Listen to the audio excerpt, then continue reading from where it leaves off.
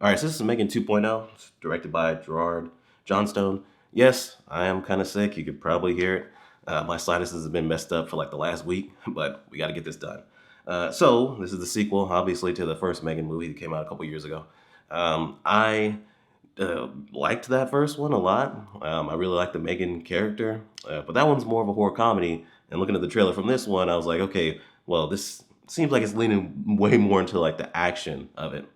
But I like M3GAN as a character, so I was like, even though this kind of feels all over the place and I don't know about it, I'll at least give it a chance. So in this, we have this new robot, Amelia, played by Ivana Sakno. She's being used by the government to do infiltrations and things like that. But she ends up going rogue and doing some other things. People who are connected to her creation, they start to get taken out. So potentially, because she seems to be similar to M3GAN, and potentially M3GAN's code was used to create her. Gemma, once again played by Allison Williams, and Katie, once again played by Violet McGraw. Their lives are potentially going to be in danger too if Amelia goes after them. So M3GAN, who is believed to be dead, because she went after or tried to kill Jim and Katie, and then they killed her by the end of that first movie. Turns out she's been around this whole time. I think it's been around I think it's been 2 years. I think they said that. But she's been living inside of their home system. So she reveals herself and everything that she's been doing in that time, and is like, look, I can help you, and I can protect you and protect Katie. That was what I was originally meant to do anyway. But I'm gonna need a new body, so you're gonna have to make me a new body.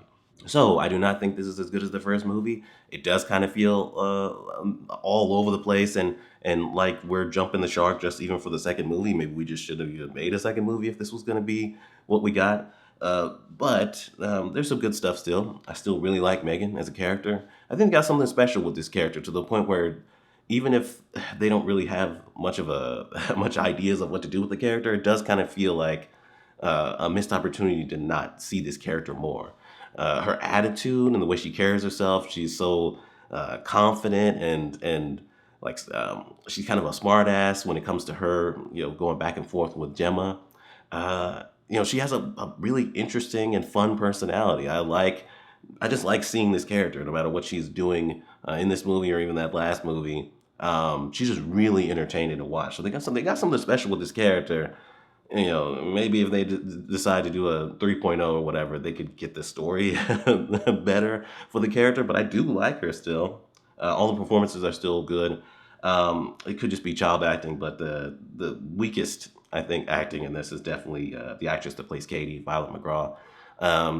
She was kind of emotionally off with her delivery at times. For the most part, I think the performances are good. They took an interesting route with this overall story where it's the dangers of AI, and her and this other guy are really trying to let governments know, like, hey, this is wrong. And she's spinning what happened in the first movie, her being held accountable for everything M3GAN did and killing people and things like that. Her spinning that to be positive PR, where it's like, we can make a positive out of this, where we talk about the dangers of AI and having this potentially not happen again. That's an interesting place to take this. Actually, a natural place to take a sequel. Is addressing the things that happened in the first movie in a way that makes sense. The action towards the end, it starts to get too much, and it's real cheesy with some of it. This is a goofy movie, but I do think the action is good. It's well choreographed. I like seeing M3GAN fight along with this other robot, Amelia. There's plenty of action scenes with them taking out dudes and stuff like that. And there's even points, and I think this is in the trailer, where Gemma will put on this like exosuit that was set up earlier in the movie, and so she's taking out dudes too. That was kind of cheesy, but those things are at least kind of fun. There's superficial enjoyment you can get out of the movie when it comes to the action, at least. When it comes to issues in this, for one, I already said Violet McGraw, her acting isn't all that great, but also the character wasn't all that great this time around either.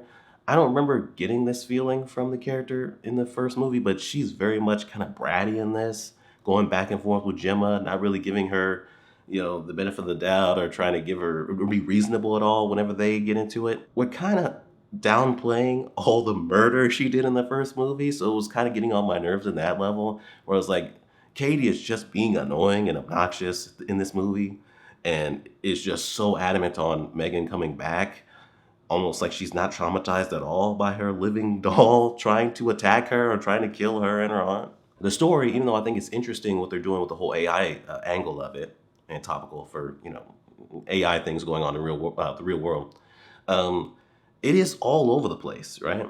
With that first movie, it was a horror comedy. And it was kept it kind of simple. With this, it really does feel like a jumping the shark thing, where it's like we got to go big. So we have this whole thing with Amelia and all the things she's doing and can do, and Megan helping them figure out what her plan is and what she might be doing, which could completely destroy the economy. And it's like there's a lot of explaining, and it feels kind of convoluted with what's going on with that. And then you have this other thing, this other AI thing that I won't spoil, but there's also a thing with that where that one's like, even more powerful when it comes to AI than Megan and Amelia are. And it is really all over the place with these sidekick characters. They have things going on, and then this other guy that's really against AI, he has some things going on, and yeah, it is just kind of all over the place. And the pacing really suffers from them sitting around and explaining these things, but especially with Megan. Megan, we're here to see Megan, all right? Like Amelia's cool, whatever. I like these other characters. The performances, for the most part, are good of these characters when it comes to the actors. But we're here for Megan, and because they want to have some logic with it, which is good. They want to make it to where, okay, well, Gemma's not going to bring this thing back after what she did in the first movie, but we know she's going to do that anyway, and it is kind of a dire situation. So it's like she's going to do it, so let's hurry up and get to it, right? Having Megan being like this little this little other thing, talking to her and all these other things before they actually finally decide to make her is like it gets to a point where it's like, all right, we got to speed this up. We got to hurry up and get to this because it's all over the place. It's messy.